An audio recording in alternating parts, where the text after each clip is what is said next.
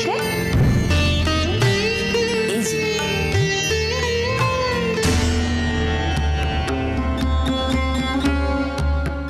দূর থেকে পেলি? তোমাদের বাড়ির সামনে বিক্রি হচ্ছিল। ধরো।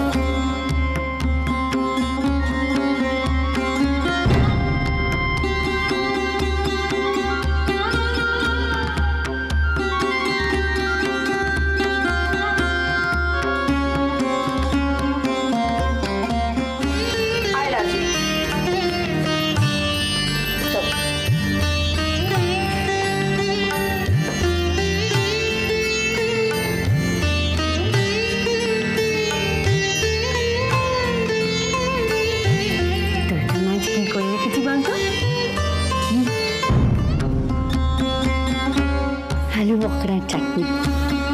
তুমি খুব ভালো।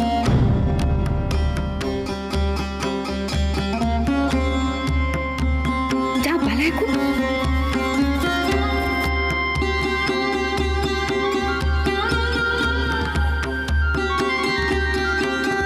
সত্যি দুদণ্ড সুস্থিরে বসে না ছেলেটা।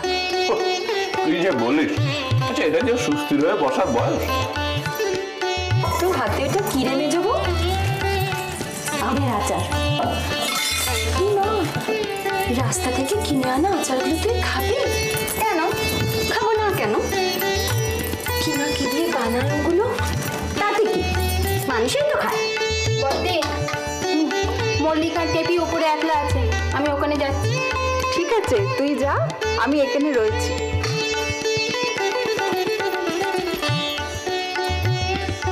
এই দেবো, তখন থেকে ভাতগুলো নিয়ে নাড়াচাড়া করছিস কেন রে?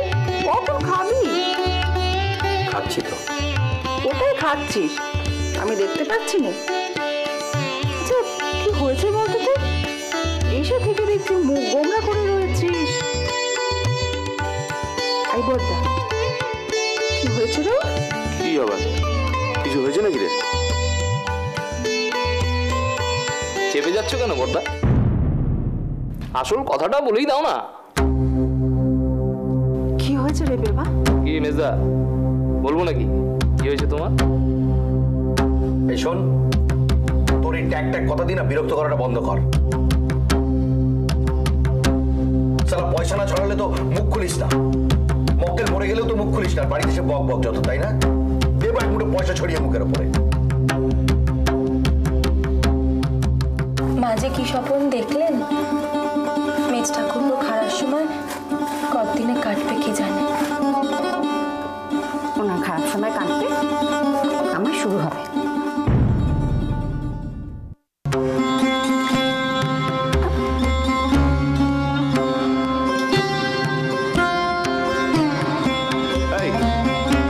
কি হচ্ছে এটা?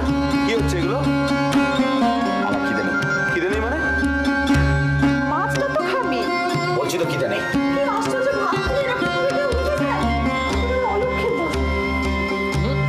মেজদা তো এখন লক্ষ্মীহীন দশা নয়, এখন রাধিকাহীন দশা। তাই তুই চুপ করবি নাকি আমি উঠে যাবো? দিনের পর দিন চোখের সামনে যে আদিক্ষেতা চলছে দেখেও আমাদের চুপ করে থাকতে হবে। এই বেবা, আমি আমার একটু তাড়াতাড়ি আছে, আমি আগে বেরিয়ে যাচ্ছি। মা, মা একটু বাইরে এসো, আমি বেরোচ্ছি।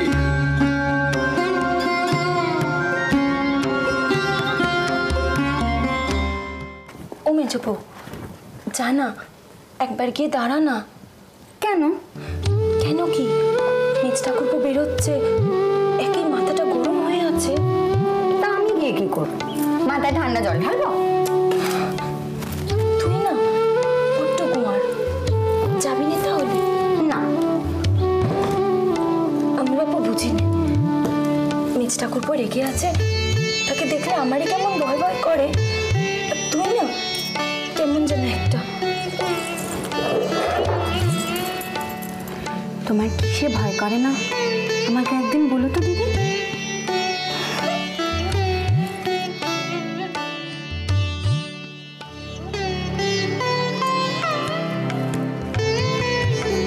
বাপের বাড়িতে এসে দেখছি মায়ের কথা মনেই পড়ে।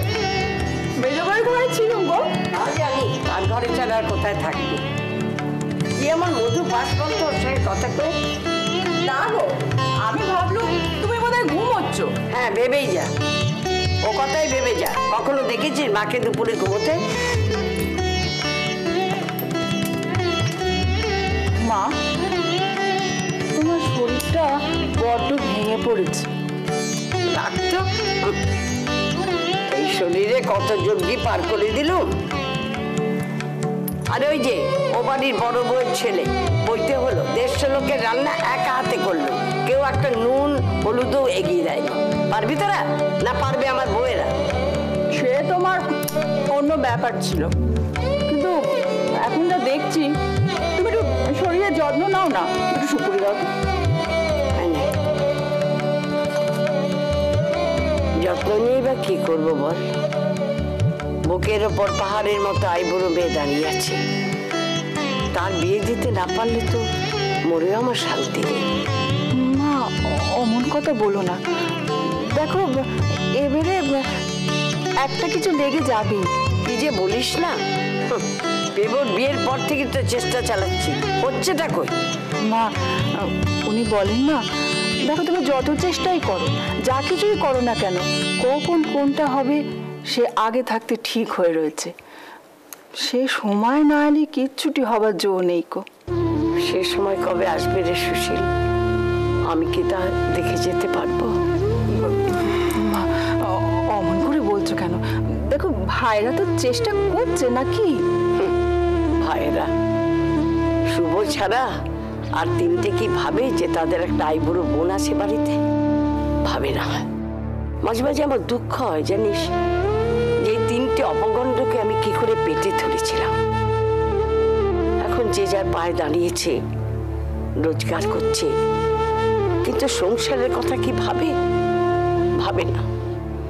তাদের যে আমি কত কষ্ট করে মানুষ করেছি সে কথাও ভাবে না। বাড়িতে একটা বোন আছে, আইবুড়ো বোন, তার বিয়ে হচ্ছে না, একবার তাকিয়েও দেখে না। মানছি যে আমার মেয়ে টানা কাটা পড়ি নয়, কিন্তু বোমা কালাও তো নয়। বাংলাদেশে এত উচিত মেয়ে রয়েছে, তাদের কি বিয়ে হচ্ছে না?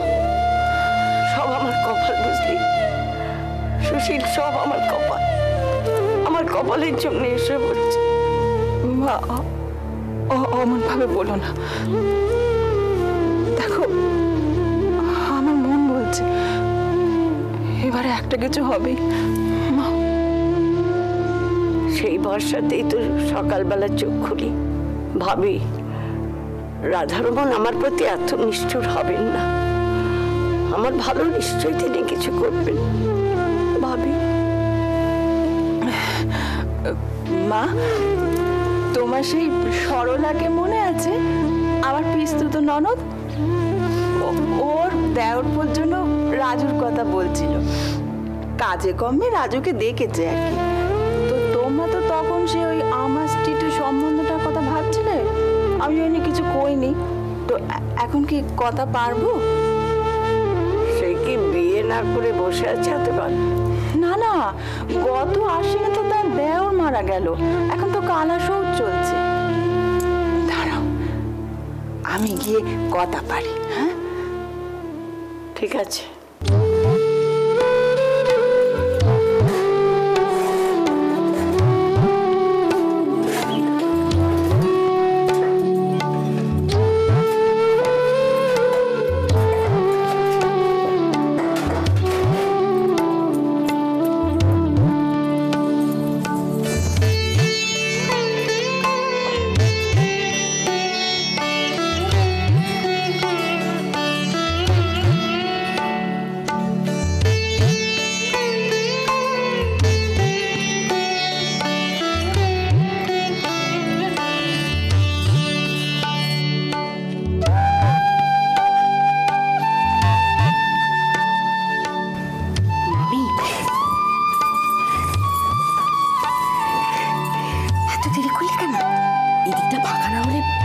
আসবো কি করে? কেউ দেখতে পায়নি তো? অত সহজ? দেখা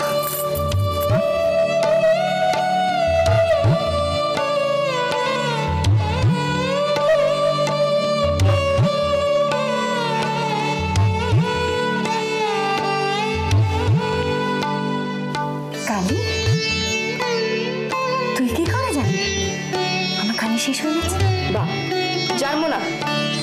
তাহলে সে কবে মল্লিক বাবুর কাছ থেকে এনেছিল? এটা তো নতুন। হ্যাঁ, কিনেছি তো তোমার জন্য। পয়সা পেলি কোত্থেকে? টিফিনের পয়সা বাঁচিয়ে। তুই টিফিন না খেয়ে পয়সা জমিয়েছিস আমার জন্য?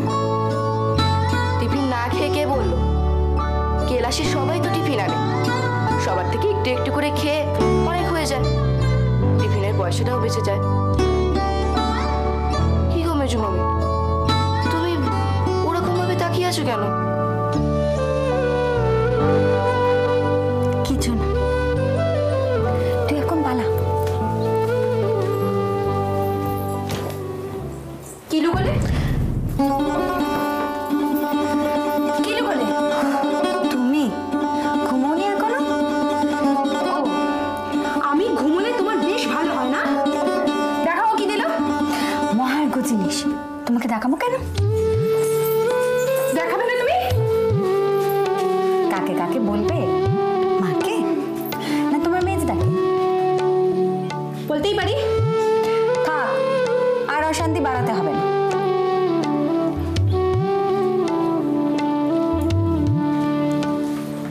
এইটা দিয়েছে। এটা কি?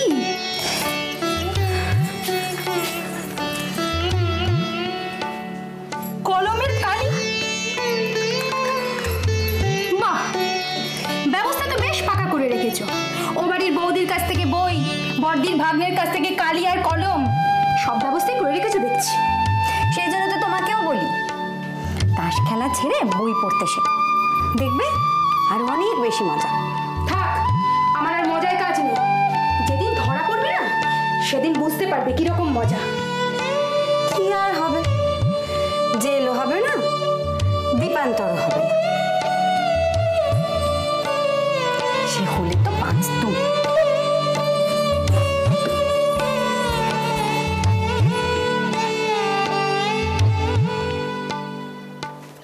হ্যাঁ গো মা, পেবোটা নাকি এখন নিয়ম করে সংসারে টাকা পয়সা দিচ্ছে? হ্যাঁ দিচ্ছে, বাড়তিও কিছু দেয়, আর পুজো পার্বণে আলাদা করে দেয়, কিন্তু ওইটুকু দিয়েই সংসারের দায়িত্ব শেষ। সে মা যতটুকু দিচ্ছে তা কিন্তু তোমার ওই মেজো বউয়ের গুণে।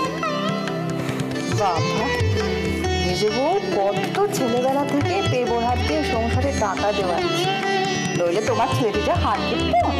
হ্যাঁ, একজন হাত কেপন আর একজন কাঁচা খোলা, দেদার খরচা করে যাচ্ছে। আরে বাবা, আমাদের সংসারে কত খরচা করলে চলে তুই বল? বড় বাড়ির মেয়ে বিবিয়ানি রাখাচ্ছে, বিবিয়ানি। হ্যাঁ, একজন রক্ত জল করে টাকা রোজগার করছে, আরেকজন খরচা করে যাচ্ছে, দেদার খরচা করে যাচ্ছে। এটা কি ভালো? হ্যাঁ গো মা, পেবো আর মেজো বউ নাকি ভিন্ন ভিন্ন থাকে। সে কথাও শোনা হয়ে গেছে। তার মানে ঠিকই শুনেছি। হ্যাঁ গো, কি হয়েছে গো? কেন, যে এতটা বলেছে বাকিটা বলেনি কিছু? কেন এই ব্যবস্থা? বলেছে, বুঝিনি। মা, তুমি নাকি কি সব স্বপন টপন পেয়েছো? ঠিকই শুনেছিস। হ্যাঁ গো মা, কি স্বপন পেয়েছো গো? কথাগুলো কে বললে, মহারানী? আরে বাবা না, তুমি কিন্তু কেমন, মেজো বউ আমাকে এসব কথা কইবে? তার তো এখন ভারী আহ্লাদ, সে এখন মহা সুখে থাকবে, আনন্দে থাকবে। আরে জানিস, রাজুটাকে ওর কাছে শুতে পাঠিয়েছিলাম, আবার ফেরত পাঠিয়ে দিয়েছে। কি না, উনি হাত পা ছড়িয়ে ঘুমাবেন, এত তেজ। লজ্জা শরম বলে তো একটা জিনিস আছে নাকি? তা মা, এসব কতকাল চলবে গো? যতকাল না ফিরে সফল পাচ্ছি ততদিন। সে যদি না পাও? তাহলে থাকবে যে যেমন আছে। মা, একটা কথা কইব, তোমার গুণের গুণনিধি ছেলেকে তো চেনো, বেশিকাল একলা রেখো নে। কি কেলেঙ্কারি আবার বাঁধাবে কে জানে। কি কেলেঙ্কারি করবে? তুমি বুঝতে পারছো না, সমস্ত বয়সের একটা ব্যাটা ছেলে, তাকে তুমি বুঝবে যখন ছেলে তোমার হাতের বাইরে নয়, ওই বাড়ির বাইরে চলে যাবে, তখন তুমি বুঝবে। ছেলে যেন কত আমার হাতের মুঠোর মধ্যে রয়েছে। আর ঘরে এমন বউ থাকলে না ছেলে বারমুখ হবে। মা তুমি বুঝতে পারছো না, ছেলে যদি একবার বারমুখ হয়ে যায় তাকে তুমি ফেরাতে পারবে? তাহলে আমায় কি করতে হবে? স্বপ্নে পাওয়া আদেশ তো আমি অমান্য করতে পারবো না। রাধারমন যা করবে ঠিক হয়েছে, দিমাগটা তো ভাগবে। বেচারা মেজো ভাইয়া, আর প্রাণটা বের হয়ে যাবার জোগাড় হয়েছে নিঘাত। বাপরে, কি তিরিক্ষি মেজাজ হয়েছে তার। তুমি তো সকালে দেখোনি, ভাত ফেলে কেমন করে উঠে চলে গেল জানো? স্বাভাবিক, খুবই স্বাভাবিক। মায়ের স্বপন দোষের অত্যাচার যদি তাকেই সইতে হয়।